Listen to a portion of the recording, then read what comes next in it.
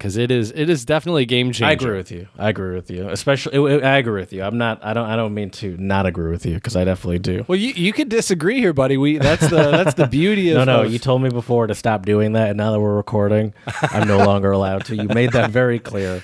Signed it in our new Untranslatable 2.0 contract for this year. It took a lot of time for our legal team to come to an agreement, but I think we made one. So. Got a little contentious. It did. I thought that some of your word choices were a little strong, but okay. They were, you know. You gotta once you say them, you gotta stand by it, Jared. But at the end of the day, somehow Chad always gets what he wants. I don't know how it happens. I don't understand how that happens. I'm not so sure that's how that works, but I won't complain.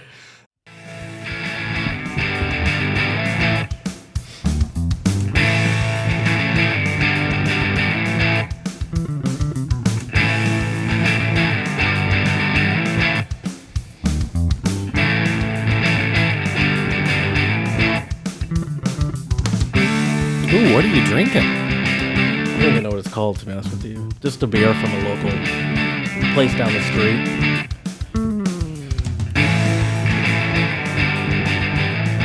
Hello and welcome to the Untranslatable Podcast. We are here recording episode 236, I believe, if I remember correctly. Somewhere around there. I know it's more than 230 and less than 240 at this point. But we are here today to talk about things made in America and kind of the mindset about, consuming certain goods from your home country and also perceptions about goods from some other places as well. Because I think there is a stigma, good or bad, about different things from different places in the world. So we'll be talking about that today. I think both of us coming to you from sunny Michigan, and believe it or not, we're in September now. I don't know about you, Jared, but it is hot where I'm at right now. It is. Let me look at my handy dandy Batman watch here. It is 78 degrees. Coming to you from Michigan right now, and we're looking forward to talking about some products and stuff. And I can say, I think as a Michigander, Jared, there's definitely a lot of stuff that we are very proud to say we produce and buy and use from Michigan. Oberon beer, for example, would be one. Ford, GM, Chrysler cars. Are there any other cars made in Michigan, Jared? Probably. Bollinger. But anyways, I guess without further ado, even though you already kind of talked for a minute, my good buddy Jared, what is going on, Jared? First of all, that was clearly Chad that forced me to talk. He asked me a question. That is true. That'd be an insane person not to respond. Okay, get on with it, Draw. I'll talk to you later. Yeah. Do they make cars here in Michigan? Other cars from Michigan, Jared? Hey, shut up. I'm doing my intro. Right. Maybe that's what I should have said. Welcome, everyone. That would have been hilarious. Welcome to the Untranslatable Podcast. It's actually 80 here in Ferndale, Michigan, but we are made in Michigan, this podcast, made in the USA. I wonder, we are currently made in the USA, made in Michigan, this podcast, but we've been made in many different countries, many different cities, from China to Austria. No, not Austria. From Austria China. Too. We've recorded in Austria. From Austria, from Czech Republic, Berlin. I wonder, where are we best from, Right. Made in where is the untranslatable the best? That's not a great sentence, but you guys know what I mean. I think made in where is a solid report on that. I would say made in where or made everywhere, maybe. Mm-hmm. Made in where, that's a great podcast title, by the way. It is, isn't it? But yeah, and I have to say, Jared, although we are still midway through the well, who knows if we're midway? Who knows where we are? But anyways, we're in the thick of things here in the States for sure. But I will tell you, man, I have been looking and I have seen some different job offers abroad for the next coming academic year. And I'd be lying to you if I said I wasn't pondering, I wasn't, scheming a little bit and doing a little Mr. Burns, finger thing, thinking about what my next move might be. Yeah, I mean, a lot of the world outside of the United States and various other countries seem to be getting back to it, Mm-hmm. Like I was watching Formula One this weekend is in Sochi, Russia, and they have, it's not fully packed, but they have fans in the stands, and it's outside, so that kind of helps too, I guess. But it's just interesting to see stuff like that. By the way, I still want to know the answer to that question. Where are we the best made in? Where for when produced in what location is the Untranslatable the best? You can tell us on Untranslatable Podcast on Instagram. Spread a little love. Untranslatable 1, the number 1 on Twitter. You could also give us 5-star reviews, and in there mention some of your favorite spots that we record from, because we do record from a bunch of different spots. That would be great. And you can also email us too, by the way. That would be nice. Sorry, I thought I should get that in there since I never do that anymore. But yeah, that makes sense to me that's starting to happen again. I mean, people are getting back to it. And you were talking about in China, they're like in class normally for the most part. Yeah. Yep. So. I mean, my students for the fellowship have been. It's funny. One of my classes, my Wednesday night lecture, they're way more talkative, and they actually all meet in the same classroom in the morning. They sit there. But the first day we had a little bit of a snafu. I think I might have talked about it on our last episode. Yeah, the echo. If I didn't, yeah, we had that terrible echo. It was horrendous. Attempting to have introductions and talk to your students, and there's an echo the entire time is pretty terrible. So for a short period of time, it did feel like you were pretty convinced to like, all right, it looks like I'm gonna set up, you're gonna set up base here in the U.S. for a while. As soon as you start seeing those openings, you get tempted again immediately. You're like, well, or I could go to... Not immediately, but the thought is definitely there. I think that the question mark is, we'll see if I get a contract extension at the current university I'm working at, I would be happy to stay here. I would love to stay here. And I would probably move closer to that area as well. Right. And then we'll have an untranslatable studio for sure. Come on over, dude. Yeah, we could probably rent a WeWork space for like $5 a day at this point. I don't think people still use those. Yep. Probably. By the way, I wanted to mention, thank you for inviting me to the Cafe Stunde.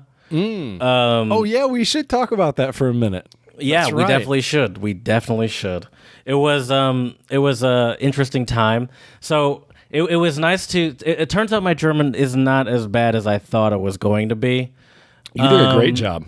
And you were very teacherly there, even though you weren't really like teaching anything. You're very good at like facilitating. You tried, I noticed, to do breakout rooms because there were about 6 or 7 of us. Mm-hmm. And how many breakout rooms were you thinking we do? Like I was hoping to have 2 to 3 people per room. So if there are 6 or 7 people, you'd have three breakout rooms, 2 to 3 breakout rooms. Let me tell you, I am so happy that the host could not figure out how to get breakout rooms happening. I was as she was trying to figure it out, I was like, that. Please don't get this working. She's like, I can't find it. And you're like, well, you could just make me I was like, please don't get this.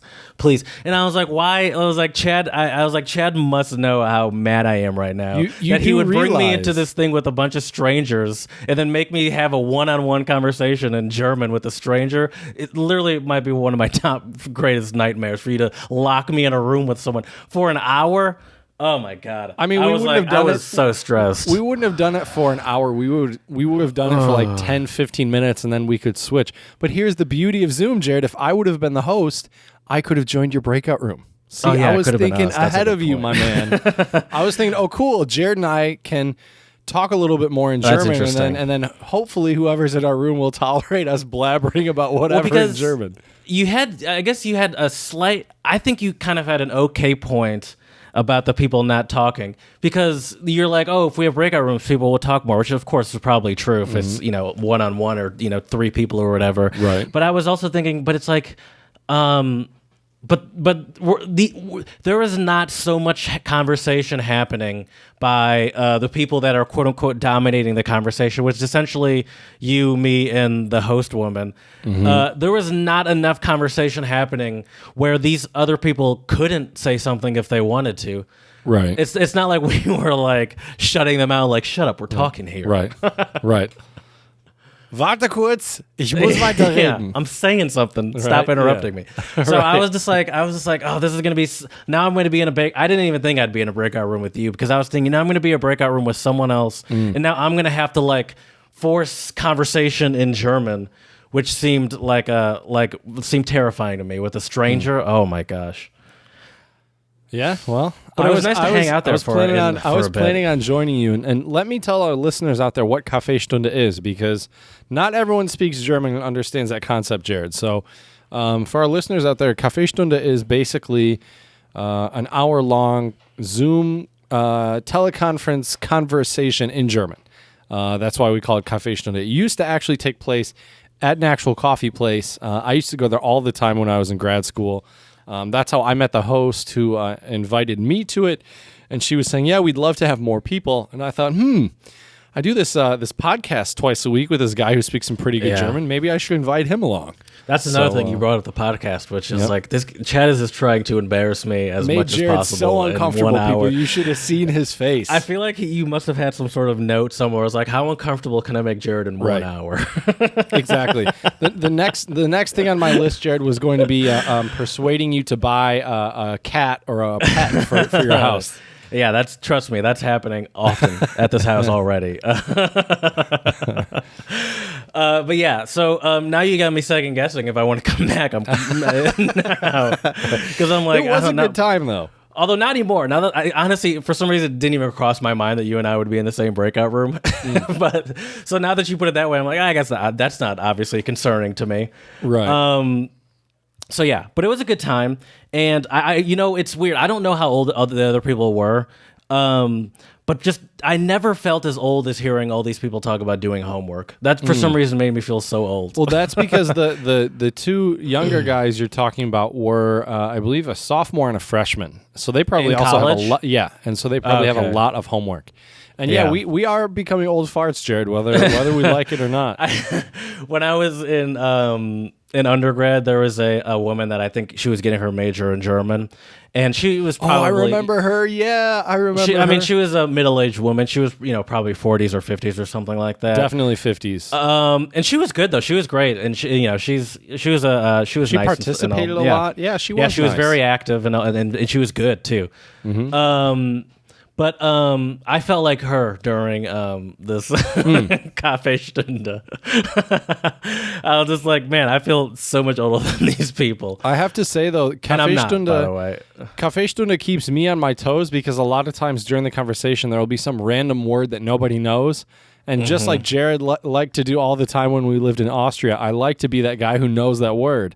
Yeah, and I still do it. I'm still just like, hey, how do you say... Right. Speaking of which, Jared... well, I have some news. I have, I guess, kind of two pieces of news, I guess, for you. Yeah. Number one, right now, don't want to jinx myself, but I will potentially be teaching German, 2 German courses, hopefully, next semester. So I'm excited to get back into teaching German. Where? I'll tell you after the pod.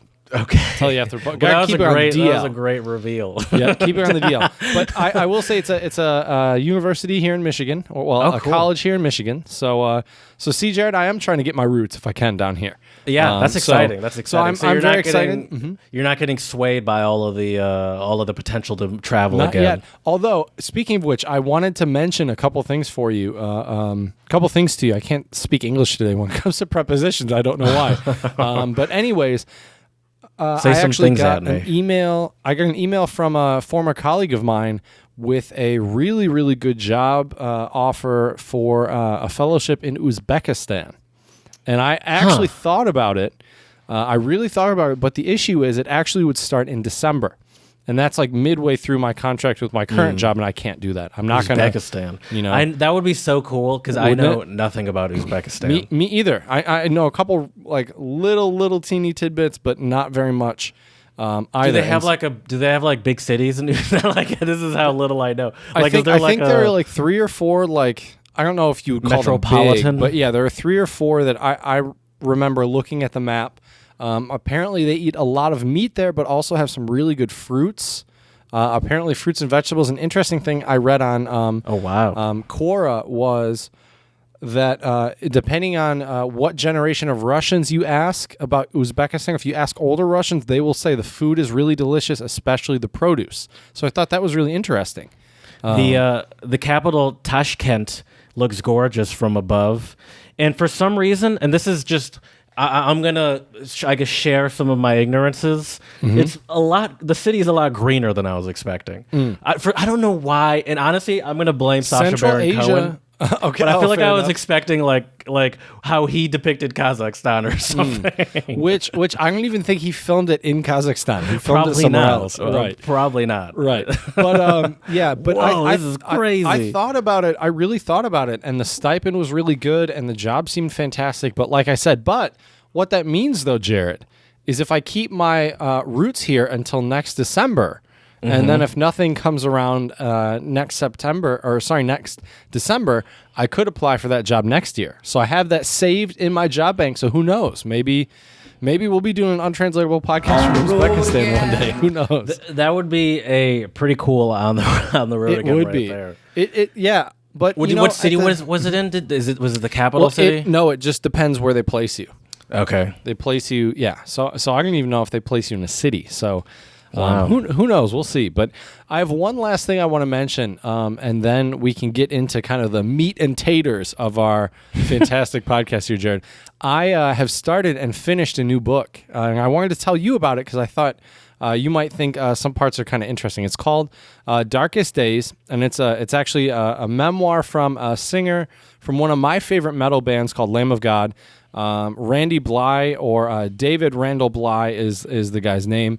And I'll give you a real quick and dirty summary or synopsis of the story, Jared. So Randy was arrested in Prague right when he got off the plane during a tour in 2012.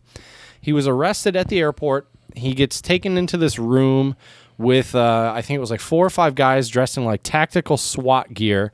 And they question him, and they present him with an arrest warrant saying he had committed manslaughter at their concert in Prague 2 years prior. So 2 years ago, the story said 2 years ago he had pushed a fan off stage, and when the fan fell, his head hit the concrete floor. He ended up having a concussion and died 30 days later. And so the story starts off almost like it feels like a modern day Kafka story. Like, can you imagine just getting off of a plane, having a police idea. officer, right? They didn't contact him at all the entire 2 years in between, and Right. and can you just imagine getting off the plane and then being put into handcuffs, and then you are taken Like, to hey, you the- killed someone, so we have to arrest you for that. You're like, and "I so did?" they end up. And they take him to Pankratz. Just go ahead and Google Pankratz. It's Pankrac prison. Just Google Pankratz prison, and it's one of the oldest prisons in Prague. I think it was built in sometime in the 1800s is when it was built. This looks like what's that Shutter House or something, that Leonardo Oh, yeah, DiCaprio yeah. movie? Yep. Shutter Hotel or something. Shutter Island. Shutter looks like Island, yep. Looks like There you Shutter go. Island. But anyway, so he was stuck there for a while. Jeez, they had. I'm looking at there's an execution room in there. Yep, and with it a guillotine. has, nooses, a guillotine, and Yep. just different ways to kill people. So here's the crazy thing about the guillotine in the book. In the book, he says the guillotine actually came from when the Nazis had occupied the Czech Republic. Well, back then it was Czechoslovakia, and the Nazis actually decided it would be more efficient to dispose of these poor people via guillotine. It was cheaper, more efficient than like doing a firing squad or whatever. So I mean, there's some really. I mean, the book is fact. called Darkest Days, right? So I mean, the book is not like I had to make sure I Right. didn't read it right before I went to bed, because like it's just the way he writes about his entire experience. It's really crazy.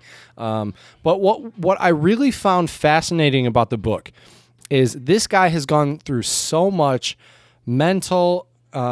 I mean, he never really talked about in the book if he ever got like beat up or like bad treatment as in like physically abused. But I know I can't imagine being accused of manslaughter. Also, just having the guilt of killing a fan. You know, I mean, being a famous musician and killing a fan has to be a terrible feeling as well. And then all of this, and then you're in this old prison that has this long history of crazy stuff, like people being executed by a guillotine. You know, and the guy's roommate was a Mongolian guy named Dorj. in the book, and he couldn't speak English, and Randy obviously couldn't speak Mongolian. So that was interesting, kind of reading about how they passed the time in the cell together. But it's what I are you what I allowed found, to? Oh, go ahead. Well, what I found so fascinating about the book and what I really liked was all of the shitty things that happened to him in the Czech Republic because of, I mean, a lot of these were, he had to go through the Czech judicial system, all this stuff. And I think judicial systems in almost any country, it's like very bureaucratic. It's a mess. And can you imagine, Jared, being on trial in a different country where you don't understand the language, and the translators they hired for this guy were not very good, according to the book. I mean, that's going to be like a top travel fear, is ending up in some foreign prison. Because it's not even just that you're like, is it even possible for what level, who do I reach out to in this situation?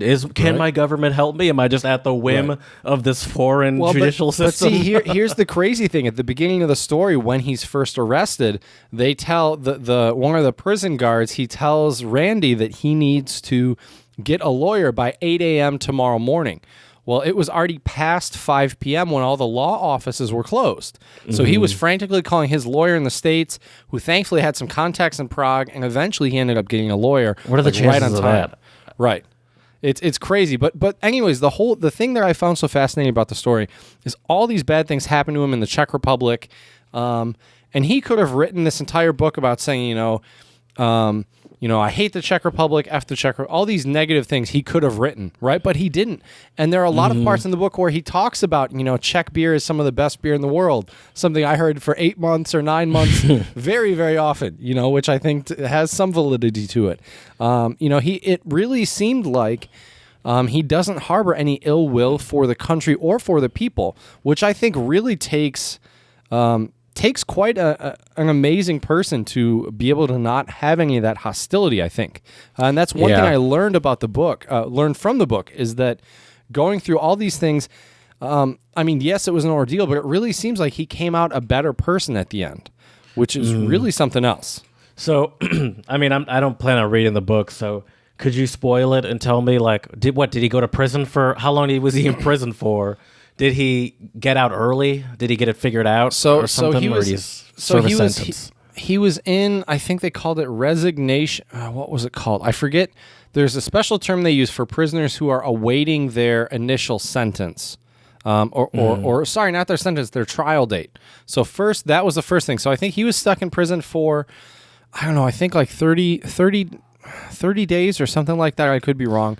And then what happened that's not nothing. Right, especially in this prison too. It seems like this old torture prison. Right. Well, and then the other thing about that prison too is all of the paperwork and stuff needed to be done in Czech. So if he wanted American magazines or a newspaper in English, he had to write the request form in Czech, which he didn't speak. And his cellmate didn't speak English, so they couldn't.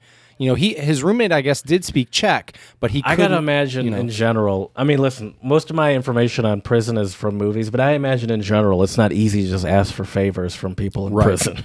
Right. But it was a little different though for him because number one, his case was huge in the Czech Republic when it happened. I mean, it was all over the media, so the inmates all knew about it. Imagine somehow. having tickets for that show. Right, no kidding. Like, he's in prison. Never mind. Right. He can't. But anyway, no show. so you asked me what happens. So he's in Pankratz for the 30-40 days, I think. And then they release him on bail, and then he goes back to the States. And the funny thing is that he said, I will go back and face trial and face, if I have to do 5 to 10 years in a Czech prison, I will do it. But I am innocent. He said he didn't recall pushing Daniel, the name of the boy, off the stage. He does remember another boy who came on stage, and the issue was, and I will tell you, Jared, his charge for manslaughter, he was acquitted or exonerated, meaning he was not charged because, number one, in Lamb of God's Rider, in their like concert contract, it says they need a barrier and they need security. And the barrier and the security is provided by the venue. You know, these touring rock bands, especially the ones that aren't these huge household names, they can't afford to bring a 20, 30 person crew. Right. So the venue provides that. You know, if you play in a small venue, a lot of times they hire the security, right? Well, they didn't really have that night. So fans were climbing up on stage all the time. And then Randy... Is this like an intense band? Like, are people moshing or there? Oh, yeah. Actually, I was going to send you a video before this because I was hoping we could play it on the podcast, but the video is like 10 minutes long, so I think it's...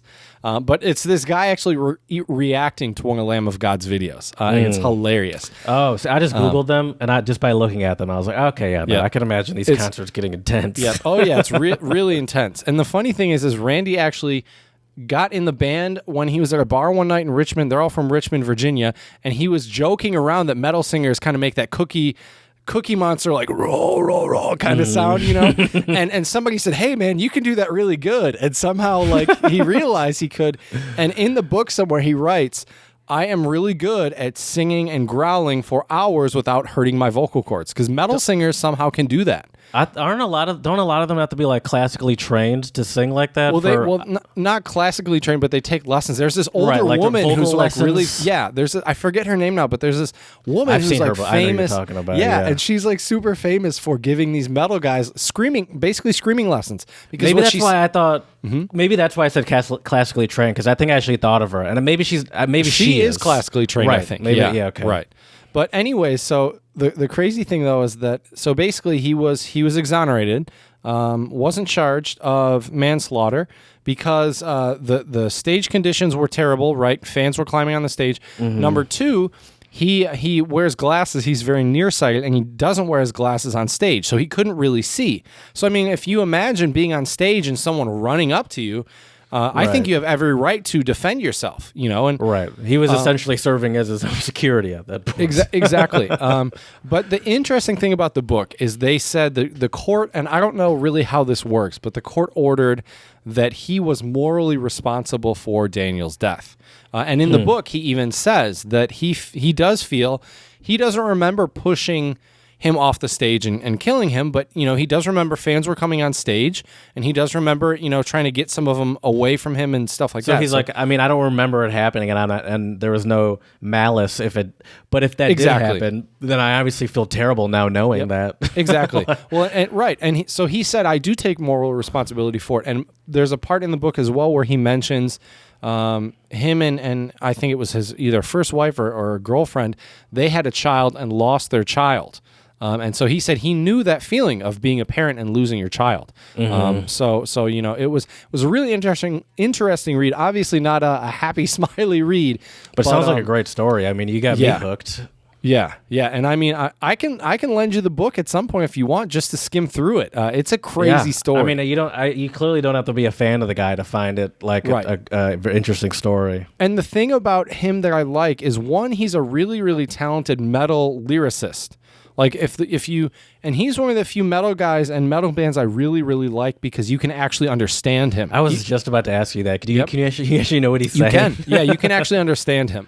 And so, but he's a fantastic writer. I mean, he writes this book in a way where it feels like sometimes it feels like you're there, and then other times it feels like he's kind of having a conversation with you, or you can kind of feel like you're in his head. Like, you know, he writes when he goes to prison, like, and the way he wrote it was so genius. Like, holy shit, like all one word. You know, holy shit, I'm going to prison. Fuck, you know, and it was just so funny. And it's like, that's probably exactly what would be going through someone's head if they just figured that out. Exactly. But the other thing I learned from the book as well is I think the reason why everything happened the way it did is, throughout the book, he was put in all these really difficult situations, but it seemed like maybe he was mentally freaking out, like, oh my God, but he kept it cool. You know, and I think that's key throughout life. I wonder if he meditates. He does. Yeah, you feel like you have to keep it cool, like under those circumstances. Right. But yeah, it was a great book. So to anybody out there who's you know, looking for an interesting, I mean, it's not a happy, smiley story, but it's a very interesting read. Check out Darkest Days by D. Randall Bly. It's fantastic. Well, Chad, Spasiba for telling me that. That was very interesting. Figured you'd at least think it was interesting. Yeah, I did. Well, should do you we want to spread some love real quick? Spread a little love. Let's do it. All right, let's do it. So this one, I think you'll like this one, Jared. And maybe after I tell you this, you'll want to ask your boss if you can keep working virtually and move to Italy, because Italy has offered a €500 subsidy for bicycles and e-scooters. And the goal is to avoid putting more cars on already clogged streets. So as a part of Italy's $500? Yeah, You can get a good bicycle for $500. Can you? Or are you being sarcastic? No, here? I'm serious. Yeah. That seems like a lot of money. Yeah, per person. So right here, as a part of its coronavirus recovery plan, Italy announced earlier this summer that it would offer a hefty subsidy to anyone wanting to buy a bicycle. People living in cities, so here's the catch, people living in cities of more than 50,000 inhabitants are eligible to receive €500 or $600 towards the purchase of a new bicycle or e-scooter. This announcement made at the end of May by Transport Minister Paolo Micheli. Michele is part of the country's 55 billion. I couldn't resist. Part of the country's 55 billion support package designed to boost Italy's economy after the devastation by COVID-19. And as most people know, unless you're living under a rock, Italy was one of the first countries outside of China that got hit really hard by COVID-19. So I think this is really great. I think any government, or any subsidy, doesn't even matter if it's from a government or a nonprofit or whatever, but getting on a bike or an e-scooter, something that's greener, better for the environment, and if it's a bicycle, it's better for you. You're getting some exercise. So shout out to Italy. I think that's great. You betcha. Did you hear that California plans to ban the sale of internal combustion engine cars by 2035, right? Or 2035. Yeah. Yeah, by very ambitious timing, by 2035. Yeah. All the car journalists I follow online are kind of rolling their eyes, because it's like, apparently they've said this a few times before, but the car related lobbies always somehow push it back, and everyone's also freaking out, where it's like, and I was actually surprised, because a lot of the car people were like, honestly, they should have done this a long time ago, but right. But yeah, I still think it's interesting to see. I'm just interested to see these things happen, because I'm interested to see what happens when this time comes.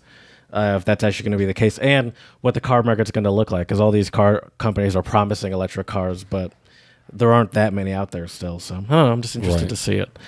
It is pretty fascinating. But I would say pushing people towards bikes and motorcycles is even more environmentally friendly, but it's probably a lot easier to do that in Italy than the U.S. also. Right. So. I've pandered with the idea of a motorcycle. Would be kind of cool. Yeah, that's a bad idea. But I think in Michigan you can only ride it, 3-4 months out of the year if you're lucky. What are you talking about? You could do way more than 3-4 months. You could probably go from like April to maybe not that much longer. Maybe 5 months. April to September. What's that? Okay. That's 5 months. Yeah. Well, you might be able to get away with October, maybe. I would say May to October. April, sometimes we still have some snow, don't we? Yeah, that's true. Maybe that might be a little early. It's probably going to be kind of rainy. Yeah, that's fair. That's a little early. Anyways, I think you know what time it is, don't you, Jerry? I do. I cannot imagine you on a motorcycle, by the way. First of all, you don't know how to drive manual. You seem I can't imagine you learning how to drive manual. I've driven a manual car a couple times. I'm not very good at it. Second of all, I just can't imagine you like you seem like such the opposite of a Need for Speed kind of person. And even though you don't have to be a Need for Speed person for a motorcycle, it just seems very conducive to someone comfortable with speed and that's fair. But you didn't know me when I was younger. I mean, I was a BMX rider, skateboarder, into all that stuff when I was a kid. Yeah, but you know close to nothing about cars. And I don't know how much you know about motorcycles, but I have to imagine it's similar. But the beauty is you can learn, Jared. That's the beauty. That's true. That's true. There's no better way to learn than having one. So, right. Speaking of learning, Jared, I would love for you to have one, because I think that would be cool. Are you gonna be hugging me on the back? Riding around? I don't know about that. I'll just watch. Oh man, that's funny. From afar. Oh, that's funny. Probably a good idea to watch from afar. Anyways, let's talk about some untranslatables, which are idioms, adverbs, phrases, proverbs, all sorts of good stuff that don't translate in an easy one-to-one to English. And I will get us started today with an Afrikaans phrase, "Mone de hunde ruk nie," which means something about a dog on a bended knee. I not your back knee. Excuse me. I think not dog, but chicken. Hühner. I thought I heard a D in there. There is a D. There is a D in there, but okay. for some reason, I think it's chicken. Yeah. So don't shake the chicken. Don't shake the chicken. That's what it is. Oh, is that like don't poke a bear or don't like not really rock the boat? Not really. Not don't rock the boat. It would be like if maybe you wanted to do an Italian untranslatable that was related to opera, and then you started to try to sing like Pavarotti or some Italian opera singer. I'd be like, whoa, Jared, don't shake the chicken here. Come on now. It is not specifically related to singing, is it? It's like don't be annoying. Don't be annoying. Don't embarrass yourself. Say we go to an ice cream place and you get your ice cream and you start putting whipped cream on top. And don't go overboard.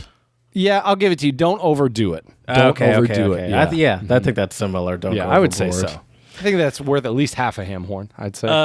Yeah, we still haven't figured that part out yet. The system's not perfect.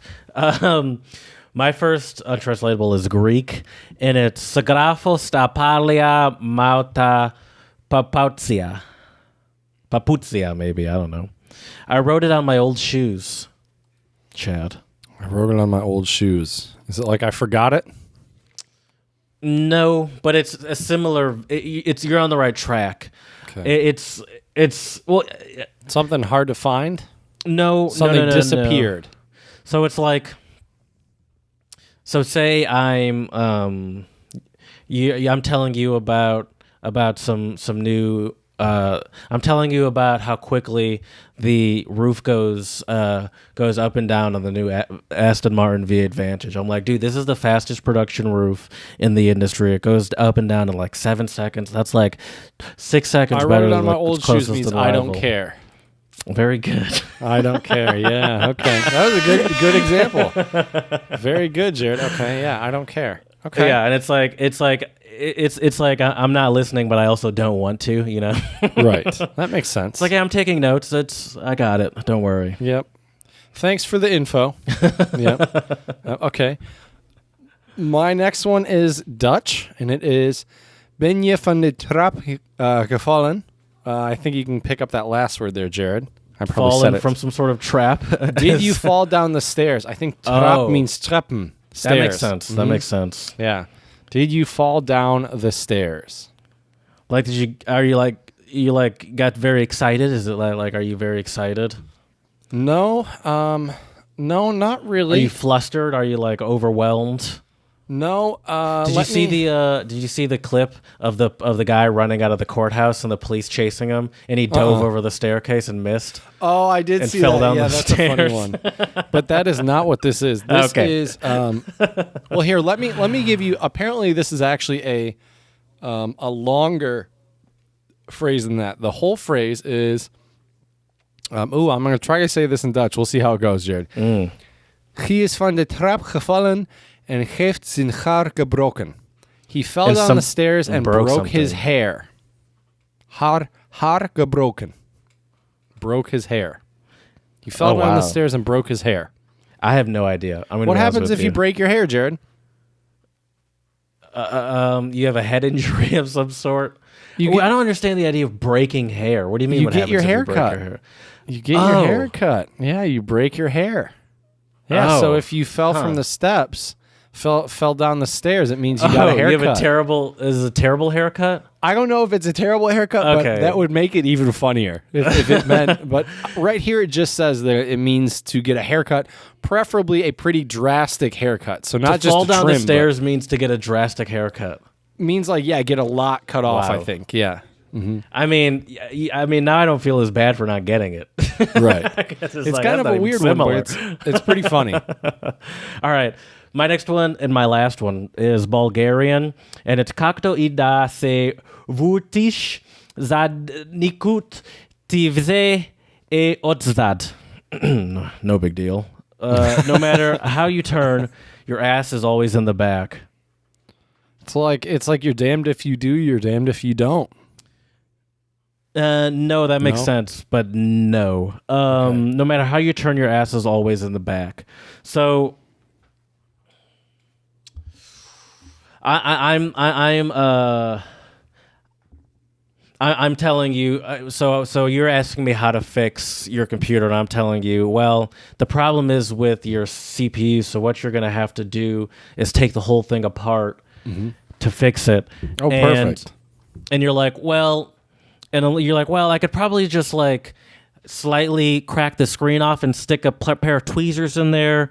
And I was like, I mean, yeah, but no matter how you turn, your ass is always in the back. So, you might as well just do the whole thing. Doesn't matter what you do, you might as well just do it. No, that's too obvious. That's too obvious. Well, I'd say, well, yeah, but then you risk cracking the screen. So really, you're gonna want to do it from the back. I'm gonna be honest with you. No matter how you turn, your ass is always in the back. Oh, it's difficult.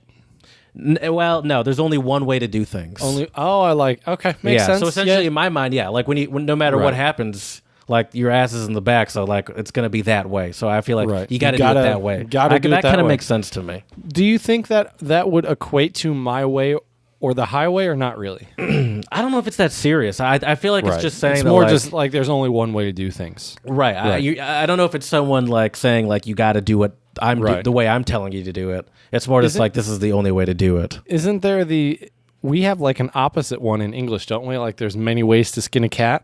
Yeah. Right. Mm-hmm. Right. Yeah. Which I'm not so sure if that's true, but Although PETA says there's more than one way to skin an apple is how they prefer to use it. They don't like the I remember usage of that. skinning. We Actually, I don't think that was even one of them. I just made that up.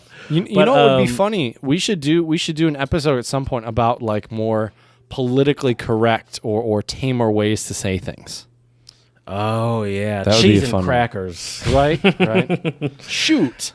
Oh fudge! Darn it! I was actually just listening to someone the other day, and they're like, "We need to." They were saying, "We need to decriminalize shit."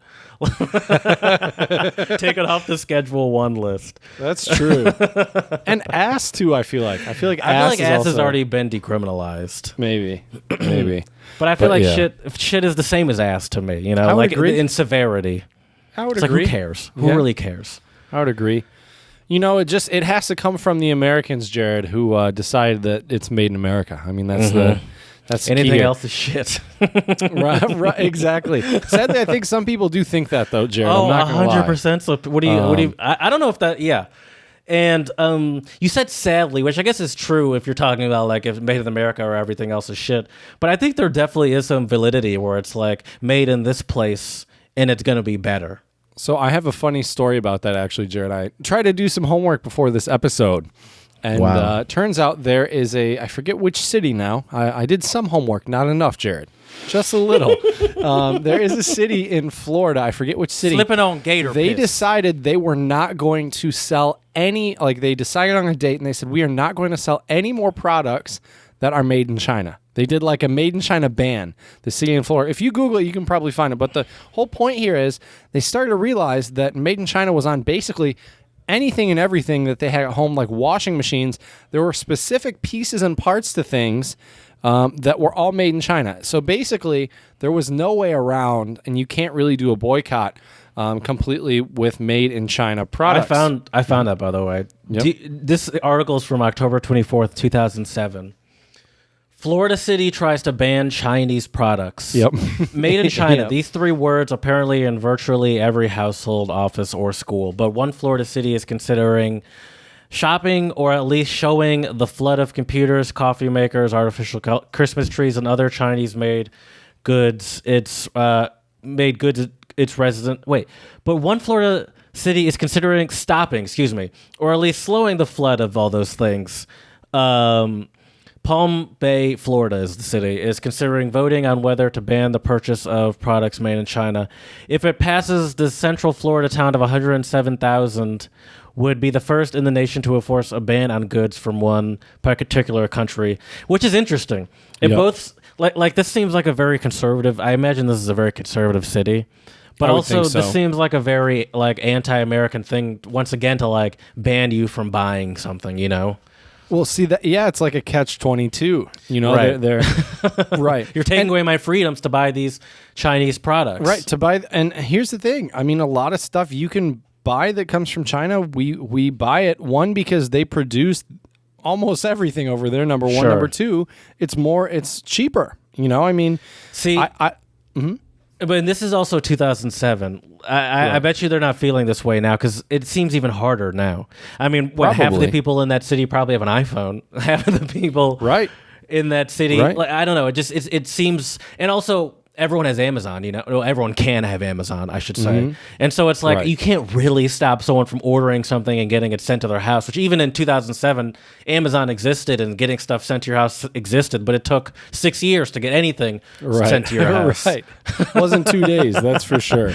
Without a doubt. So now it just seems even more And, impossible. you know, I think some of that has to do with, you know, I think a lot of Americans have some.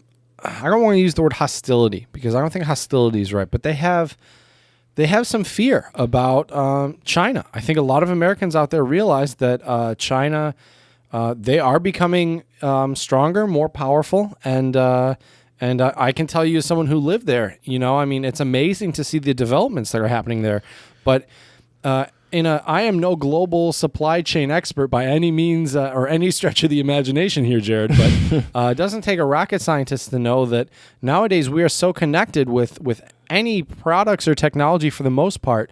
I mean, you can find some stuff that's built completely in the USA, but it's pretty rare. Yeah. And even stuff that is like, I have some really nice Fender guitars that were built in the USA. I got them for good deals because I never buy a brand new guitar. But my point here is I have to pay double, triple what I would pay for a guitar made in Mexico or Indonesia or China or Korea. And so I think a lot of people, for some reason, they think, at least I know a lot of music, and some people kind of joke about them and call them like guitar snobs when like you have to have like a USA made guitar. But on the other hand, I do also understand wanting to support the music industry here in the US. You know, so it's kind of a double-edged sword. You know, you want to support your country, but at the same time, I think in a global supply chain kind of perspective, we are. I don't think we will ever be able to be completely 100% independent of other countries ever again. If we want the same we're quality going of life, the complete opposite direction of that. First of all, right? But I had a list of perceptions. Look up. Can you do something for me? Because Sure. I went to this website too many times, and I think they have a limit. Uh-oh. Type in products made in the United States, perceptions in the year 2017 by country. And it'll be Statista. And I want to. I do think though there is some validity to the fears of the made in China product. So because interestingly, Jared, I found two things. I found one from September 3rd, 2019 and one from 2017. I mean, really? You can't do it either. I just did it once. I went on the website once. What the heck, Statista? I told you, lame. and yet you still made this. I guess so. Anyway, hold up. I do think. Well, yeah. Okay. Well, while you're figuring, I found it, and I have it right here. Well, just don't close it. Are you talking about? Oh wait, this is something different, but this might be interesting though. Well, no, this isn't even really related to our topic. Never mind. This we should talk about at some point though. Where the made in? Oh wait, no, this is our. Okay, hold up. Sorry, Jerry, I didn't read. So the Chad went thing. through this whole thing, and he's. Can you figure this out silently while I just finish my thought? Sure. So I do think there is some validity to the concern with the made in China. Now I think this Palm Bay, Florida, I think that's a little ridiculous, especially now in 2020. Granted, that was 2007, but I think there is some validity to the fears. But the fears, you know, it's interesting. I think the fears, well, at least what I see, it seems like it's more of Chinese companies versus quote unquote Chinese products, because like there are a lot of products that we buy from American companies that are made in China. For the most part, our economy seems to move pretty fine, even knowing that that's the case. But I think there is some validity when it comes to Chinese products, because in China they have nowhere close to the levels of copyright concerns as we do here in the United States. So it's very easy to buy quote unquote knockoff products in China. and in various other countries in Asia too. But we're talking about China specifically because so many products come from there, to the point where like sometimes I do understand the fear of the quote unquote Chinese product, because it is very easy, because I think it's very easy for a Chinese company to make a product that's cheaper and easy to sell, but like it could be a copy, like, they can maybe not have to deal with copyright issues, or they're not as concerned about quality, because I don't know why. I mean, I don't have a reason for that, but I do think there's some validity to that, because I mean, it's no secret that China is like a great place to go knockoff shopping. My mom used to go to China for work, and she'd come back with a suitcase full of just knockoff stuff. Right. I mean, I can tell you, when I went I spent like $200 on this whole suitcase or whatever. Exactly. Well, when I went to the silk market with Annabelle, I mean, it was crazy, just the sheer amount of knockoff stuff. But anyways, Jared, so I have found something from Statista that says where Made in the USA has the best reputation. Is this what you were talking about? Sure, yeah. Okay. Yeah. So this is interesting, because I've actually talked to a couple friends of mine, and these countries are on the list. And so it's kind of interesting when you have your friends tell you these things, and then the stats actually do back it up, which is interesting. So where Made in the USA has the best reputation? Can I guess? Mm-hmm. Can I guess? Sure. Are we going to go with the best reputation first? Well, it just gives me a list of countries. Oh, countries where it has the best reputation. Yep. Okay. Yep. And this was conducted. So in case any of these statisticians are listening on this episode, not meme news. That's right. The sample size was 43,000 consumers in 52 countries. It's a very good sample size, representing 90% of the global population. Conducted in early 2017. Now, what's the confidence interval for the significance? 95%, 90%? Doesn't tell me here, Jay. I guess if we're talking 43,000 people, with that sample size, it's probably best to do a 95% confidence interval. Thank you. Sure. Anyways, so obviously, well, go ahead and guess a couple, Jared. I'm going to guess China is in that list. No. Mm-mm. Really? The reason I guess that is because I do know that companies like Buick have a great reputation in China, and I know that there are a lot of but maybe I'm focusing too much on like high-end luxury products, not Buick, but I mean like high-end fashion. Where I think stuff. even the high-end luxury products aren't usually American. Like, at least when I think of clothes, they're Italian or French. They're not. That's a good point. That's a good point. Anyways, I'm gonna. Interesting. Okay, see, it's not. There are 2 Asian countries though on this list. I'm gonna guess Japan is on that list. Nope. Okay. I don't believe so. At least I'm not seeing the flag here. I think that line of islands is not Japan. Gave you a little clue. There. Indonesia? No. Singapore? No. All right, I quit. Philippines. Oh, right. That's another line of islands. Philippines. Which is interesting though, because I know I'm pretty sure their current guy in government is not a huge fan of the U.S., if I remember correctly. But apparently, I'm not a huge fan of the U.S., so I don't. Right. I can't blame. Can't blame the person. Right. We have another country though in Asia. It's near China. It's near China. Mm-hmm. Borders with China to the west. Giving you some geography practice here, Jay. Yeah, my geography is not that good. Borders with China to the west. Mm-hmm. Yep. I'm Tibet. Used to be. Well, it's close to Tibet. Nepal. Yeah. You're getting warmer. Oh my gosh. I believe it's India. Oh, okay. I didn't know that was okay. So India apparently has. Apparently, they think that USA goods. They have a positive perception of USA made goods, and believe it or not, Jared, the remainder are actually in South America. Interesting. So it looks like it's Venezuela, Colombia, Brazil, Argentina, and Chile are the ones in South America where they think USA-made goods have a good reputation. And obviously, in the good old US&A, we also love our American We're probably goods. One of the two. We're probably at the top of the list, in all honesty. Which makes, but I will say this, though. I do think a lot of American goods are made very well. I mean, we have some stuff here at home that is American-made, and it's lasted my family for years. Sure. Yeah, okay, sure. But, yeah, okay. Yeah, but you could say that about stuff from anywhere. Can you, though? Probably. Yeah, probably. I don't know.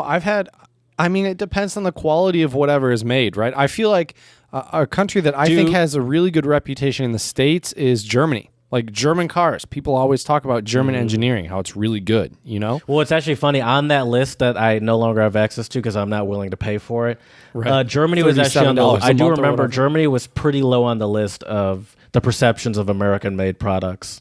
Doesn't surprise me. And I was obviously my first thought was cars, and I'm like, I mean, if I think about cars, that makes perfect sense. I mean, actually if I thought, lived in Germany, I'd pick a German car over an American car for sure. but why if you lived in Germany? Well, same reason I would pick American here, which I think brings us to a next good point in our conversation here, Jay. Why would you which pick is American? Yes, because that's of very the interesting. because number one, at least, and you can correct me if I'm wrong because you know a hell of a lot more about cars than I do, Jared. So please correct me if I'm wrong. But I think, generally speaking, isn't it more affordable to do repairs and stuff and maintenance on American cars and get parts and stuff? I mean, maybe in comparison to a lot of European cars, yeah, probably. Okay. That's probably true. But if you go Toyota, is it about the same as if you bought like a Ford or a GM or a Chrysler? Well, first of all, many people would also argue that buying and this is just perceptions. I'm not saying this is true or false. Right. Many people would also, although I would say there's probably some truth to it. Many people would say that you're getting a much more reliable product from like a Japanese car company than an American car company. That's changed. I don't know if that's still true or not, but it is. I do find it so weird. You know, as a car person, I get a lot of friends that come to me asking for car advice. Myself included. Yeah, and every now and again, like people will be like, well, you know, and it's almost always from people that are from Michigan, by the way, that care about this. But Yeah, I know where exactly it's like where the you're car going has with to this. be Yep. the car has to be an American car. And I'm like, and I'm always, my question's always, why? And they're like, Right. well, because, you know, we're an American. I have to support an American car company. America. And I was like, yeah, but, you know, like companies like Volkswagen, Toyota, Honda, these companies have, like Mercedes, BMW, most Volvo, most of these car companies have been building cars in the United States for a long time. Yeah, like quite this is some not time. even new for most car companies. I mean, even foreign car BMW has a companies. plant in I think South North or South Carolina, right? Yeah.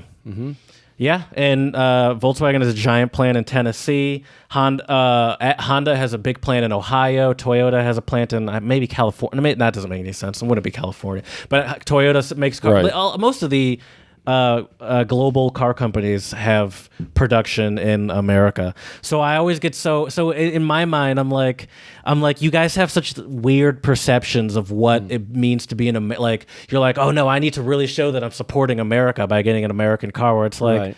I mean, yeah, but this car might be made in Canada or Mexico when you might have but this Japanese quote unquote car could be made in Ohio, which is a few hours from where you live. Right. It's like, I don't fully understand. It's such a weird disconnect for me. And then, you know, also there is, you know, obviously I imagine Germans are very proud of their German-made cars, and there's a huge pride for that. There's, you know, Italy, France, England, America, all these countries have pride for their products that are made. I think even most China countries does do. too. The only reason I named those specifically is because I'm talking about cars in my head right now. Right. And you know, it's interesting because I sometimes I find it weird sometimes, and let me get your opinion on this. So, Volkswagen used to make the Volkswagen GTI exclusively in Germany, where a lot of other Volkswagen Golfs or Jettas or stuff would be made in Mexico. But then later in the GTI's life cycle, they switched to making it in Mexico. And I used to be deep into these car forums, so I would see people talking, and they'd be like, "Well, you want to get a pre-2000 whatever because those ones were still made in Germany. If you get it after this year, they're made in Mexico, and so the quality is going to be lower, and you don't know what you're going to get." Well, I don't know, but the thing is, where I'm like, I mean, it's the same company making the same car. Using the same materials, probably. Yeah, like it's the same car. It's just made in Right. different locations. So in my head, I'm like, so is it just coming down to the people? Like, is this just like thinly veiled racism that it's like we all know Right. Germans pay closer attention than those Mexicans do? Like, it just Right. seems so weird. Where it's like, but it's the same car. Right. And I don't understand. Like I just find it very weird. Where sometimes it just feels like it's just like a weird form of nationalism that doesn't really make sense to me. Where it's like, I don't understand why you think that they're training the people in Mexico any less than they'd be training the people in Germany making the same car. Exactly. And I would think from a business standpoint, you would want to make sure that your cars are at the same quality, if not even better, maybe because of the stigma. Exactly. That's what I think. I think these enthusiast buyers have some sort of thought that Volkswagen's not as concerned about quality anymore because they moved it to Mexico. And I'm sure they moved to Mexico for money reasons. Right. But it's such a weird thing to think that they can't make a quality car in Mexico from the same company. you know, it's the same company. Well, it's the same thing as I mentioned earlier with guitars. You know, I mean, I have this one right here next to me. This beautiful. It's not going to show up right. You can't see it. You make this mistake every time you're on Skype. Right, I know. Anyways, it's a beautiful Fender thin line that was made in Mexico. And I mean, that guitar right there is fantastic. But I've heard people kind of say the same thing. But I think honestly, Mexican-made Fender guitars are just as good as American-made. There are a few differences, but it's not. I don't think it's double the price amount of a difference, to be honest.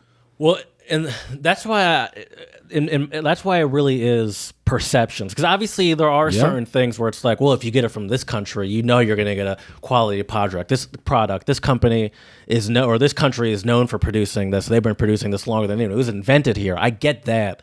But then once we're talking about like these globalist companies where it's just like now it's more a marketing thing, you know. Mm-hmm. Now where the company is located, like Germany, BMW is very connected to its German roots, even though they're selling you a car that was made in South Carolina, and the fact that they're making it clear that this is a German car is still very important to their marketing, even though it was made, you know, down the street from you.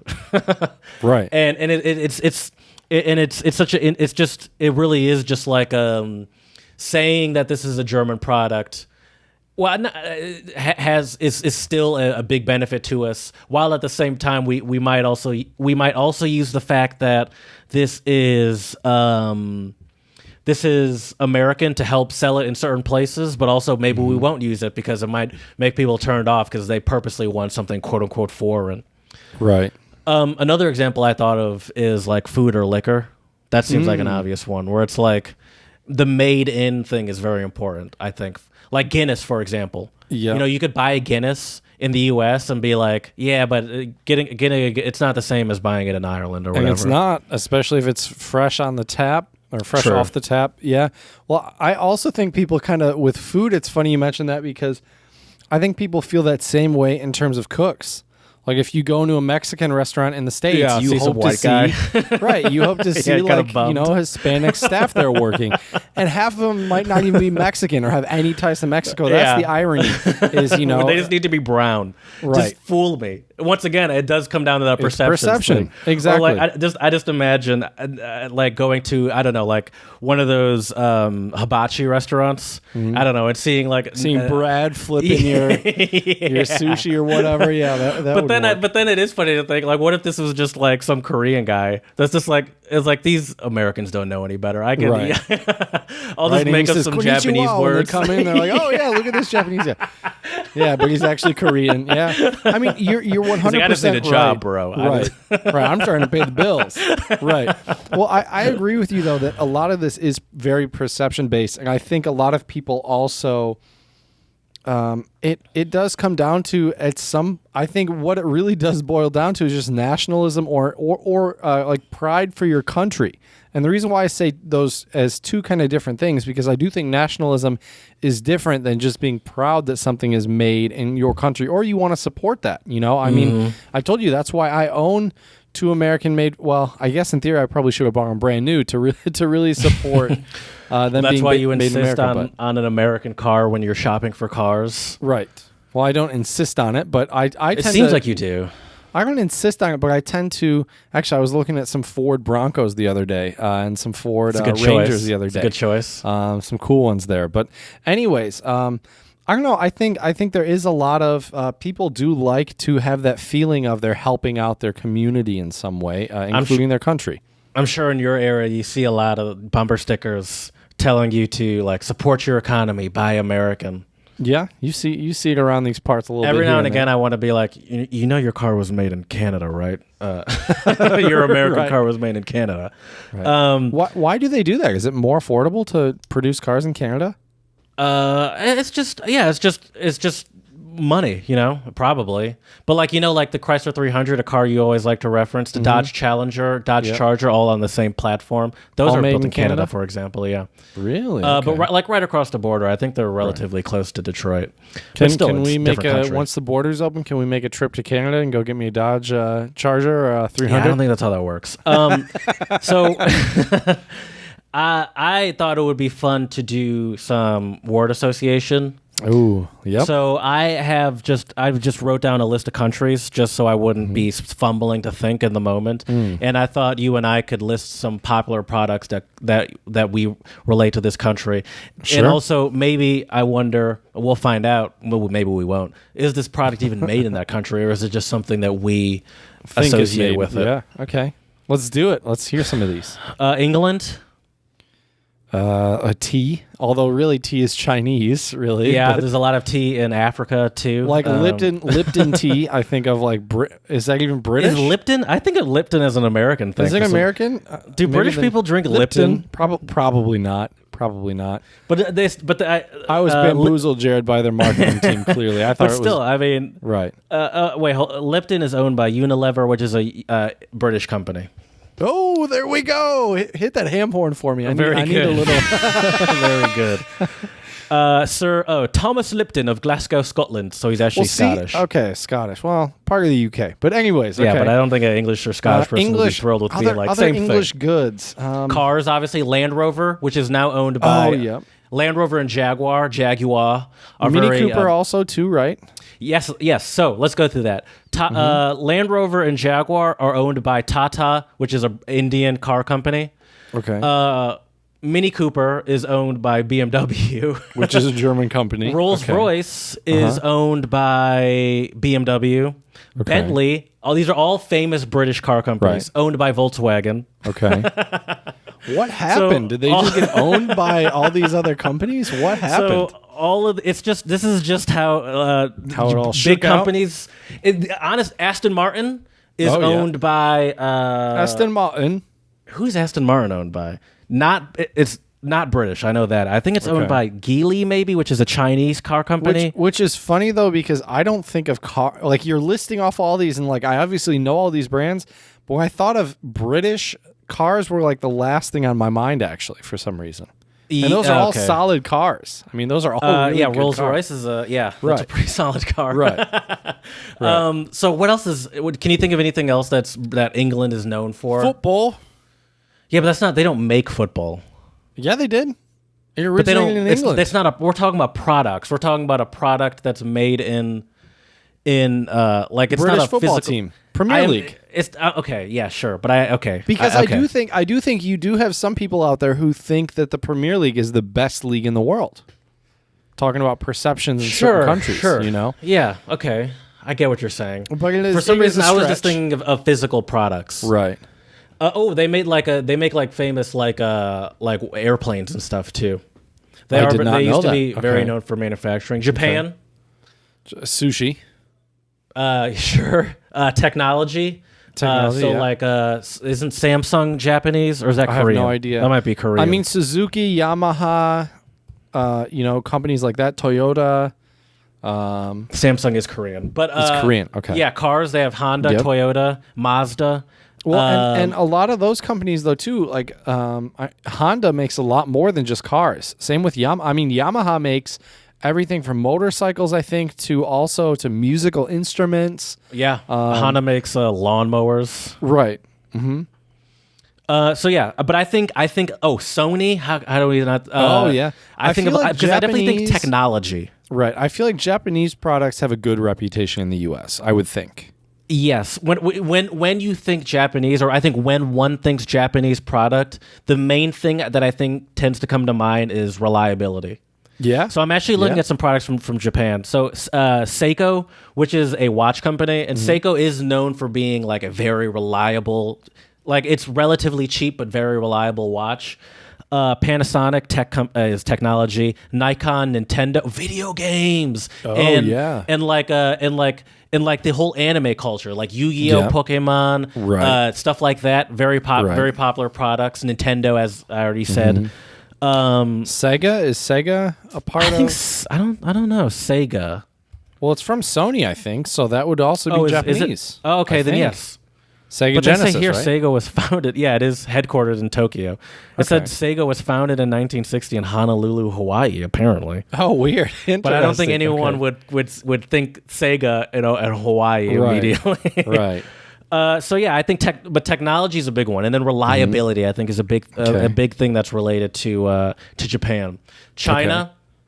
I mean, everything, anything that's technology in some, like, when I say technology, I mean anything that's like But it's not put even together some yeah, because I yeah. was saying not even Chinese technology, like a lot of American, Like, that's where it's quote unquote assembled. American technology, like Right. computers, Right. cell phones, Right. or even not American, but even Japanese or Korean technology as Right. well. I also I would say think textiles, a lot of clothes Oh, come yeah? from China Well, too. A lot of it's- made in China right. clothes, Well, like it's the funny- Make America Great Again hats. Yep, which is super ironic, but yeah. Which is funny you mentioned clothing, though, Jared, because there's actually a different country I associate with clothing. Is it Thailand? No, Is it it's in Vietnam? Asia, though. No, These Indonesia. are Cambodia. Okay, because a Indonesia. lot of these countries, I They feel like they I've all seen on dabble my in clothes. textiles. Yeah, they all do. All those that you mentioned. Yeah. So it's interesting though. Yeah, like you said, it seems like in a lot of parts in the Asian world, a lot of goods are manufactured.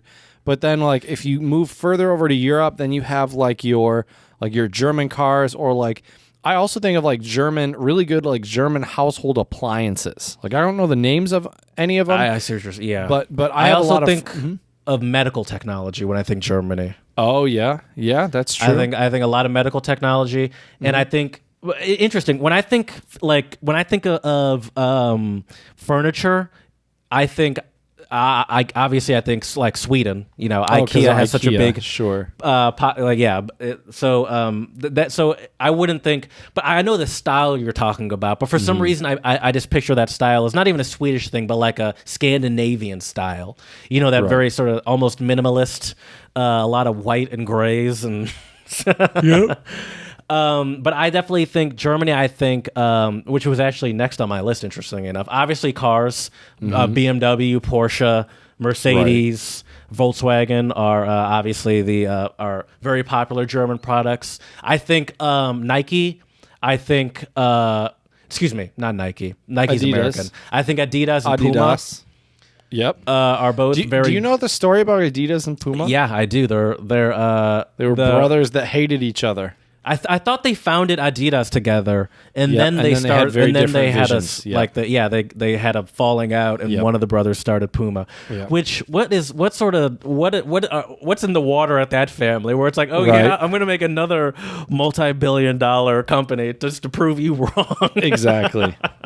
That's brotherly love right there, Jared. That's for sure. So I definitely think those two companies as well when I think Ooh, Germany. here's a Bayer, I think country- of like Medicaid, like a Yep. lot of Yep. I think aspirin. Right. Yeah. Yep. Bayer is such like I feel like you think aspirin, or you think of someone having a heart attack from all those commercials as a kid. I just immediately Right. be like, oh yeah, you take aspirin from Bayer. Yeah. Right. Exactly. It's the first thing you do when you have a heart attack. That's right. What about Switzerland? What products? Watches, obviously. Yep. Rolex. Rolex, no. Rolex is American. But What? Are Rolex- you sure? I'm pretty sure Rolex is American. Really? They I might thought get it was movements Swiss. They might get movements from Switzerland, but Rolex is an American watch company, isn't it? Rolex is founded in England, based in Oh, Geneva, shoot. Switzerland. Though it is now based in Switzerland, but it was founded in England. It's not American, but Okay. it is now. It is the headquarters is in Switzerland though. So Interesting, I'll actually okay. give that to you. You're right. Okay. But yes, definitely watches, because I know Watches, that yep. like they make all those, mostly the movements, which is like in like an automatic watch, the thing that actually keeps it going on the inside. Right. I think Switzerland's very popular for that. Chocolate, Yeah. cheese, Yep. very popular. Oh, we totally forgot about food in Germany, but those sausage and whatnot. Right. What's Beer. Switzerland? What about Czech Republic? What comes to your mind? Skoda. Oh, Beer. for sure, cars. Yep. Beer, Pilsen, Gambarinos. There's lots of them. Yep. What other products besides for those two? Can you think of anything else? Other Czech products that are well. I mean, if you are in the Czech Republic, I mean the different types of liquors they have there as well are fantastic. Like you tried Hruškovice when we went to Republika, and like they have really really good like schnapps, I tried especially Krušovice or something. Or Krušovice is a beer. You tried Hruškovice. oh, that's what it was There's called. Slivovice and Hruškovice. Slivovice is from okay. plums. Hruškovice is from pear. Okay.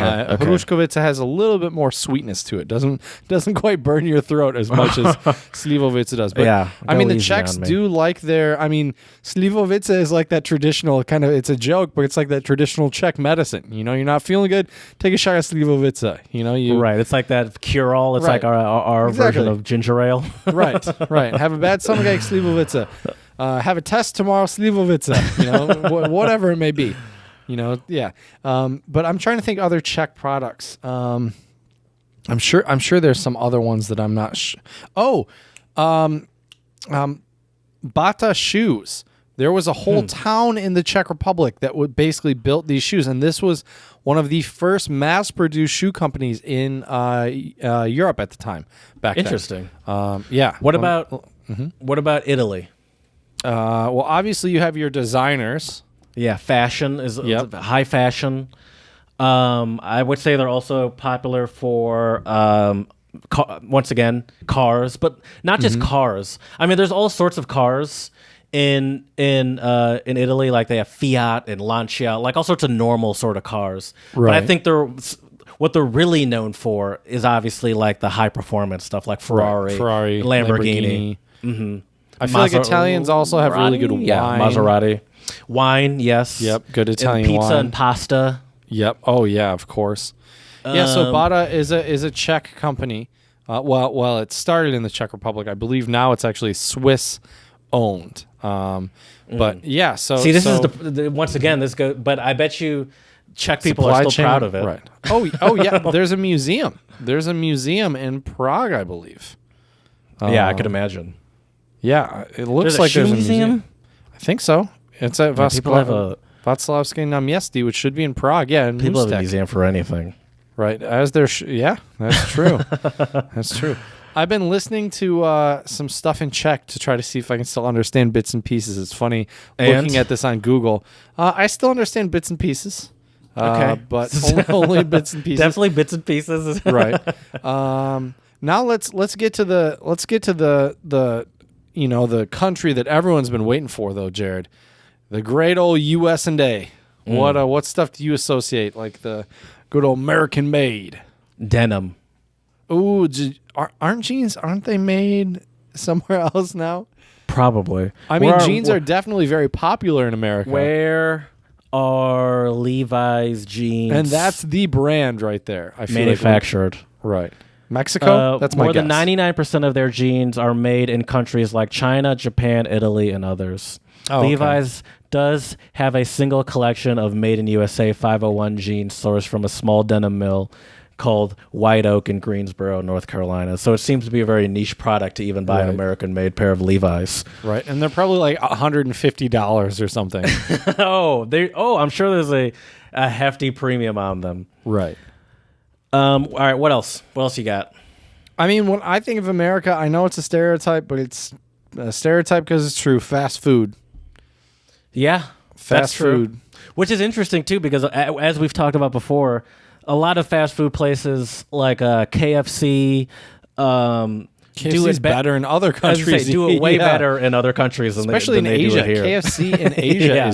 the bomb. I It's mean, fantastic. McDonald's has like those McCafes in France and Europe that are pretty Right. nice too. Well, they had them in Vienna. I remember getting coffee occasionally because it was like across the street from where we would study. and you're like, this is a legit macaroon I'm getting from a McDonald's. Right. And it tastes really good. Yeah, it's pretty interesting. I'm trying to think of other Whiskey, Jack Daniel's whiskey, I would say. Oh, yep.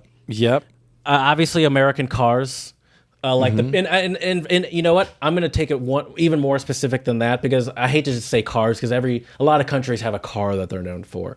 The pickup truck. Oh, The yeah. pickup truck is, I think, the product that really highlights American excess better than anything. Right. Because like the F-150 is one of the best selling car in the truck vehicle in the United States for years on years on years. For Sure. why? Why is that the case? And also, we got the good old SUV. We got the good old SUV. That's true. That's true. I feel like that's also I very think American. The SUVs that are really that really highlight America well are still the ones that are based off of pickup trucks. So like a Suburban, it's essentially just a Chevy Silverado with a with a back piece on it. You know, That's true. like it still is the biggest version that is really the American thing. You know. What about Budweiser or like I feel like that's cheap, such an crappy American beer. I would counter that though See. with all the microbreweries now. I think microbreweries is a very American thing, to be honest. Yes. Like you can. Well, that's because the Europeans are so they have a stick up their bum when it comes to their beers. Like Germany and Czech Republic and Belgium. That's one way to these put countries are so they're still going off rules that were made in the 1500s on how to make beer. And here in the U.S., we're like, I don't know, throw some lemons, or throw some plums. I don't know, throw some strawberries in it, see what happens. Right. Exactly.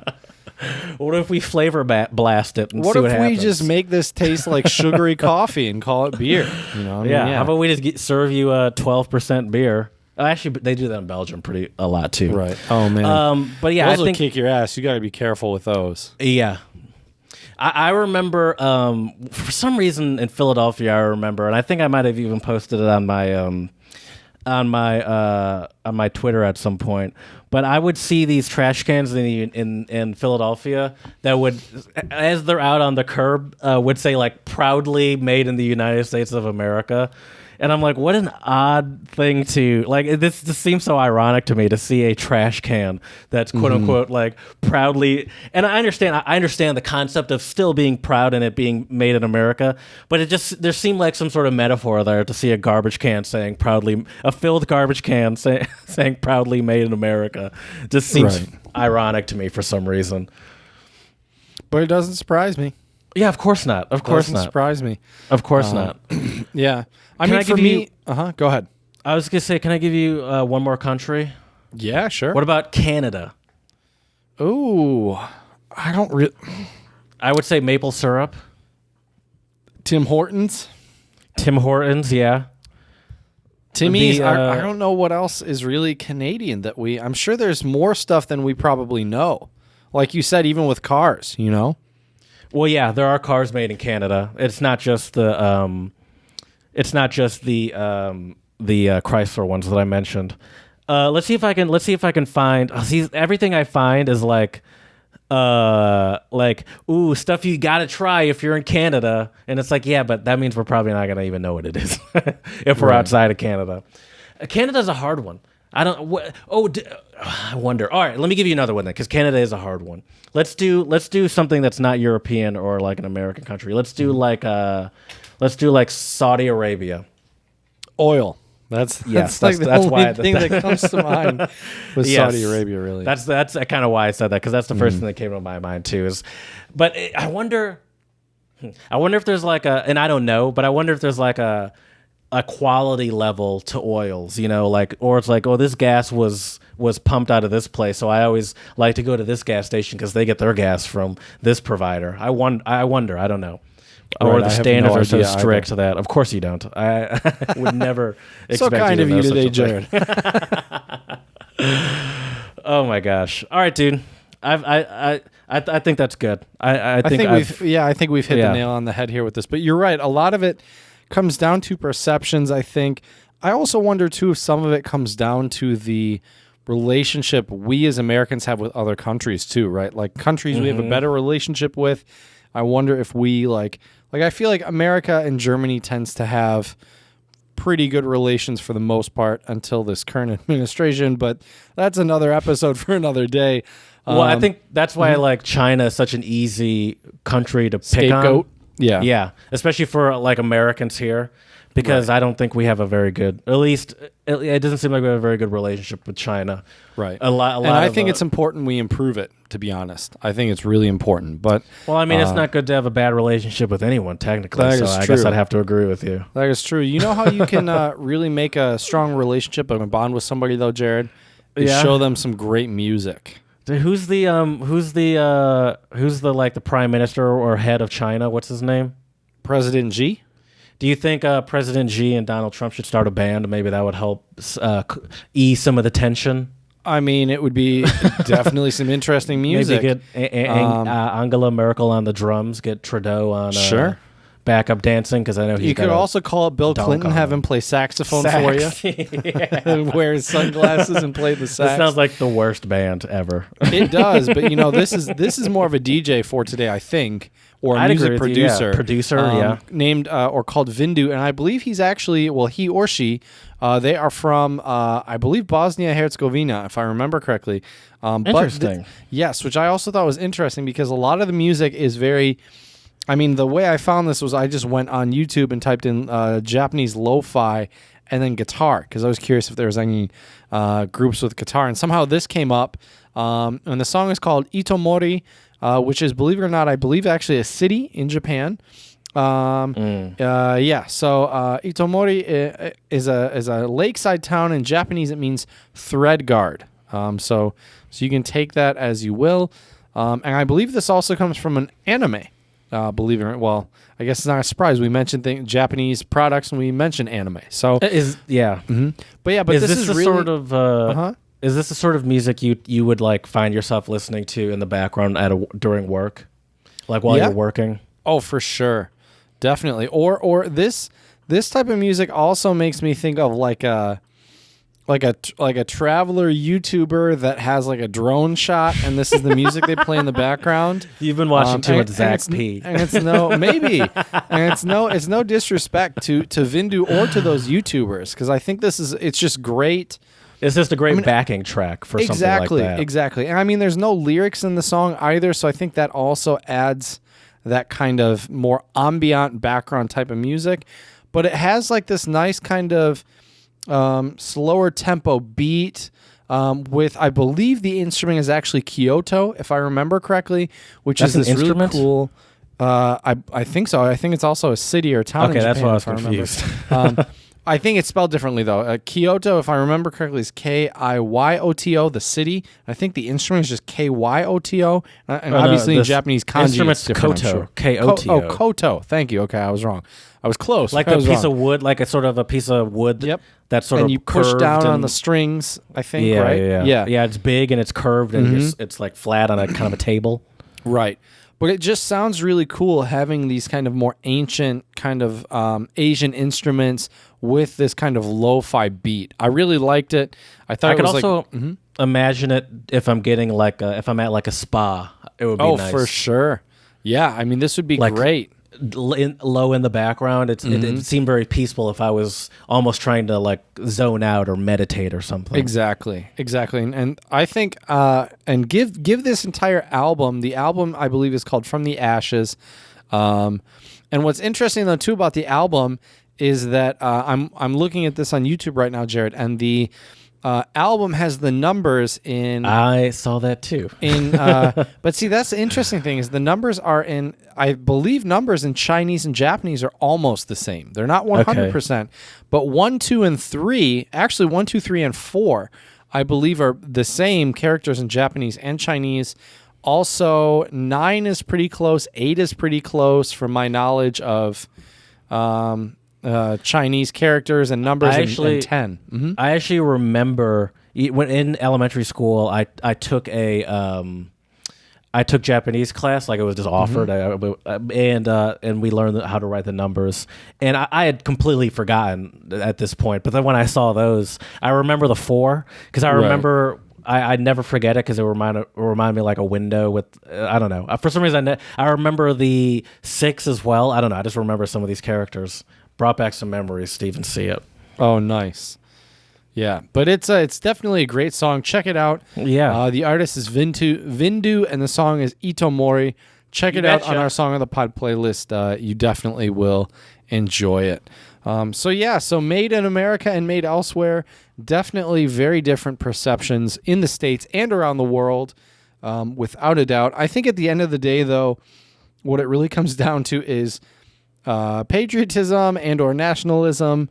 And also, I think the reputation that country has as like a tech giant or something like that. Like I know, at least in the States, we tend to associate a lot of good quality tech stuff with Japan, good quality like cars and manufacturer stuff with Germany. So I think it is definitely interesting to see how different cultures and countries are viewed when they make products. When I think of the U.S., I also think of quality leather for some reason. I think of like a nice cowboy boot that costs $1,000. Howdy, partner. You can get a good pair for $200 or $300 though, Jared. A nice Don't worry. Saddle. You know, like that seems very American to me. It's I wonder nice if cowboy leather. hats are made in America. Probably not. I'm sure if you get. I'm sure you could easily find. You know it's from America. I mean, there's a popular hat store in New Orleans that my sister and dad like to go to, and those are American-made hats.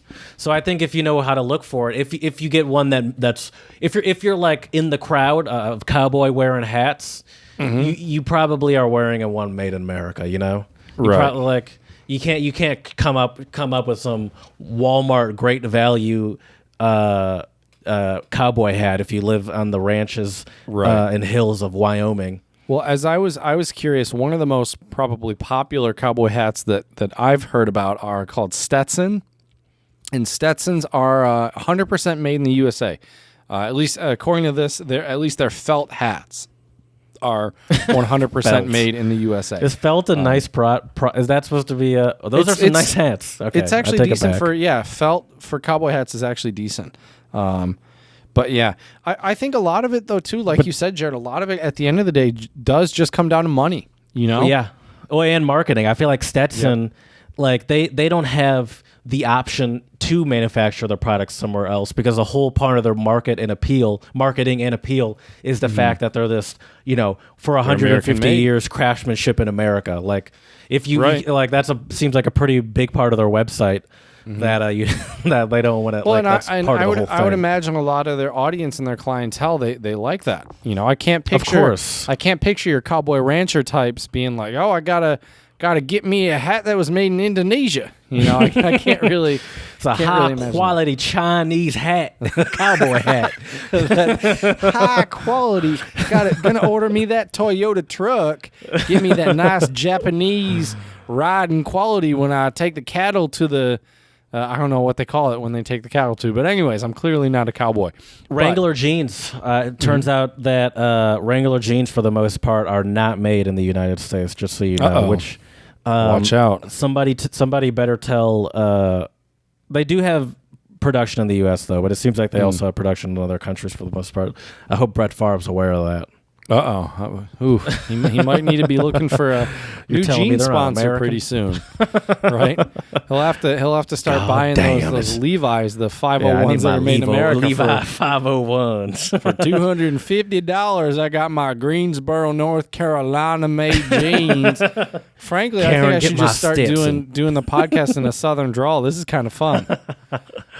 We like talking about American-made products here at the Untranslatable Podcast because we feel as Americans it is the best way for us to support and promote our country with pride and dignity. Amen. And I'm going to You betcha. By By the way, I'm going to start speaking like Lewis Hamilton. I think it's just important that we all stay positive, drive electric. That's the only accent I've mastered. Stay humble.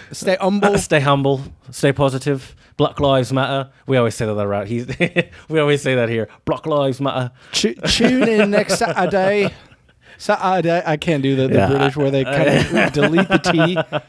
I think you try a little too hard too. Like it's a little too much. That's true. Like you add a little too much stank to it. Hey.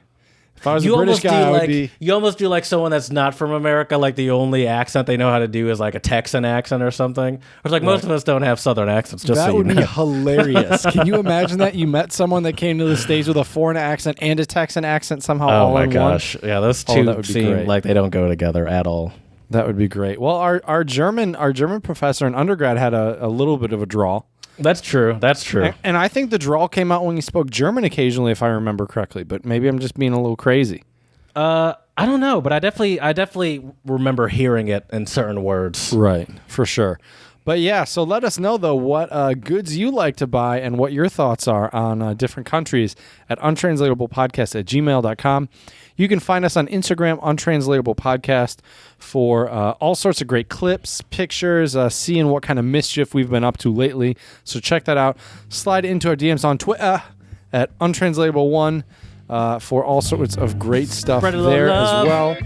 And lastly, please, 5-star reviews on iTunes and Stitcher. Let us know how we can make this podcast better for you. So as we say here at the Untranslatable Podcast, dziękujemy, muchas gracias, tschüss, and do svidania. Crank that credits music, Jared. I like to toot my own horn. Buy American and toot my own horn. It's a good one. This song was made in America. It was. A lot. I wonder now where I think the other stuff early on might have been, was it? No, that was also made in the States. What? I think. All the other music. Because I wrote our theme song when I was still in East Lansing, I think. You started it when you got back from China, didn't you? This one, yeah. I'm talking about our intro song. Yeah, the other one. I think the other one you probably did before. I'm trying to think if I wrote anything while we were in the Czech Republic. But I feel like you were still here. Maybe not. I might have been. No. Yeah, I don't remember. It's been a while. Did we start remotely? The first couple episodes were remote? Yeah, because you were in Philly and I was in East Lansing. Oh, right. See, it's still made in America, though, at that point. Yeah. But I'm trying to think if there was anything else I made that wasn't made in America, but I think it all has been. That's why it's good quality, Jared. Yeah. I mean, this song will last forever. It never wears out.